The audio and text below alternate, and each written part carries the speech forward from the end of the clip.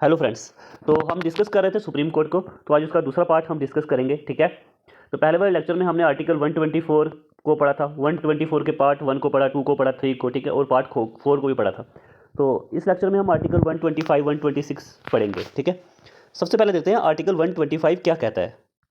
Article 125 कहता है salary अलोनेंस and privileges के बारे में। ठीक है, लीव कितनी मिलेगी, पेंशन क्या होगी जजेस ऑफ द सुप्रीम कोर्ट की। ठीक है, और ये टाइम टू टाइम डिटरमाइन कौन करता है इसको, पार्लियामेंट। ठीक है, पार्लियामेंट में क्या क्या होता है, लोकसभा, राज्यसभा और प्रेसिडेंट। ठीक है, तो ये कहता है आर्टिकल 125। ओके, तो अब आर्टिकल 126 को देखते हैं।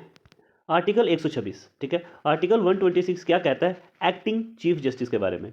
ये एक्टिंग चीफ जस्टिस होता क्या है, देखिए, अगर चीफ जस्टिस जो नहीं है, ठीक है, उसकी जगह में कुछ समय के लिए हम जो चीफ जस्टिस जो है उसको अपॉइंट करेंगे, वही होता है एक्टिंग चीफ जस्टिस। ठीक है, उसको 1-2 महीने के लिए हम अपॉइंट कर सकते हैं, और वो अपॉइंट करेगा कौन, प्रेसिडेंट। ठीक है, और उसके बाद ये अपॉइंट कब किया जाएगा, सबसे पहले कि वो सीट वैकेंट हो। ठीक है, अगर सीट वैकेंट हो तो एक्टिंग चीफ जस्टिस को अपॉइंट किया जाएगा। उसके बाद अगर टेम्परेरी अब्सेंट हो, ठीक है, अगर चीफ जस्टिस टेम्परेरी अब्सेंट हो तो हम एक्टिंग चीफ जस्टिस को अपॉइंट कर सकते हैं।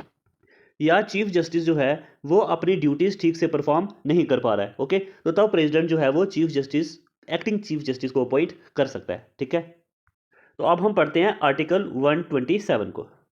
आर्टिकल 127 जो है, इसमें एड होक जजेस के बारे में बात की गई है। ये एड होक जजेस होते क्या हैं, देखिए, अगर कोई भी सेशन करना है, मतलब कोई भी इंपॉर्टेंट टॉपिक में अगर कोई बात होनी है, कोई डिस्कशन होनी है, तो उसके लिए क्योरम ऑफ जजेस चाहिए, 10% ऑफ जजेस चाहिए, ताकि वो डिस्कस कर सकें, अपने अपने व्यूज़ जो हैं वो रख सकें।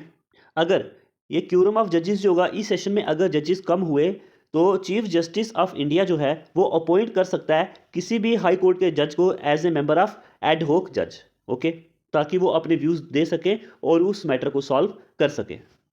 तो अब हम देखते हैं आर्टिकल 128 को। ठीक है, तो आर्टिकल 128 बात करता है रिटायर जजेस के बारे में। ठीक है, चीफ जस्टिस ऑफ इंडिया जो है वो रिक्वेस्ट कर सकता है रिटायर जज को, ताकि वो एक्ट कर सके एज अ जज सुप्रीम कोर्ट के टेम्परेरी पीरियड के लिए। ठीक है, सीधा सीधा इसका ये मतलब है, अगर सुप्रीम कोर्ट में जजेस जो हैं वो कम पड़ जाएं, ठीक है, तो जो हमारा चीफ जस्टिस ऑफ इंडिया जो है वो रिटायर जज को रिक्वेस्ट करके उसको टेम्परेरी पीरियड के लिए एज अ जज जो एक्ट करने का काम दे सकता है। ठीक है, तो ये रिटायर जज के लिए प्रोविजन दिए गए काम पे हमारे कॉन्स्टिट्यूशन में।